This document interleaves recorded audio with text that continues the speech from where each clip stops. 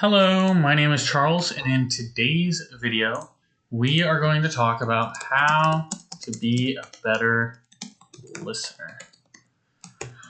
So a lot of people in life, want to know how to be a better listener or feel like they are not a good enough listener, right? Someone is talking and we want to know, how do we be a better listener? We want to be able to listen and be attentive to the people around us, and there is actually a method that works quite well to be a better listener. And so let me explain how. So most of the time, right, let's say this is person A and this is person B. And most of the time in conversation, person A says one thing, and then person B says another thing. Person A says one thing, person B says another thing.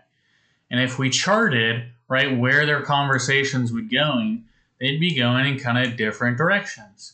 One person would bring up one experience about one thing, another person their own experience about something else.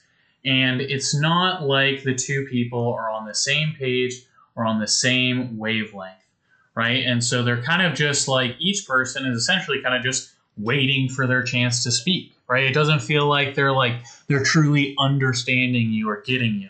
And we know when we have those people who listen and really understand us that it feels so good because they get us how we wish to be understood.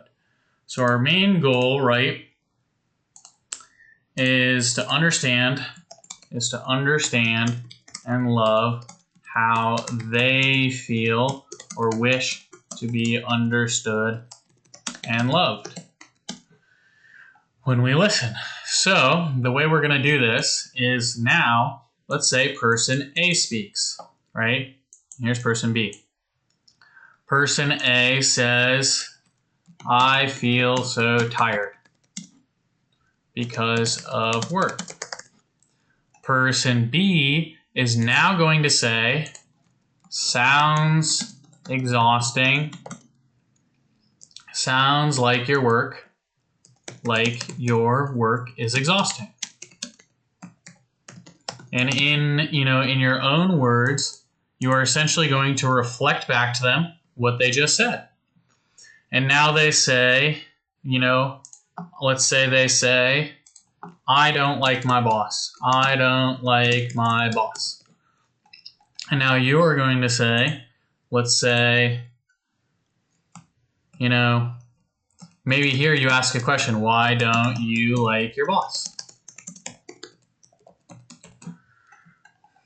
And he's going to say, let's say, I hate when he micromanages. He or she micromanages.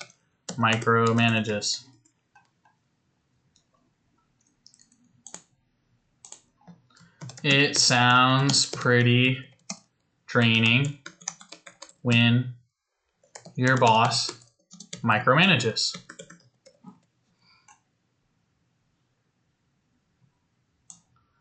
So you're pretty much going to reflect back to them and ask questions. And what this method does is, number one rule is you are not going to give your opinion or advice. You're going to reflect back to them what they're saying and ask questions about them, ask questions about it.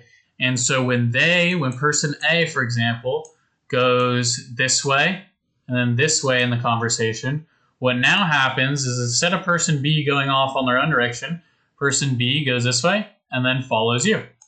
And then person A is like, it sucks. And then it sucks. Right? And they go this way. So now person B goes this way. You're following them along with the same train of thoughts and feelings that they're having. Reflecting back and summarizing in your own words what you think they said or meant, asking for clarification or asking for questions. And as you go through this process, you follow along their train of thought.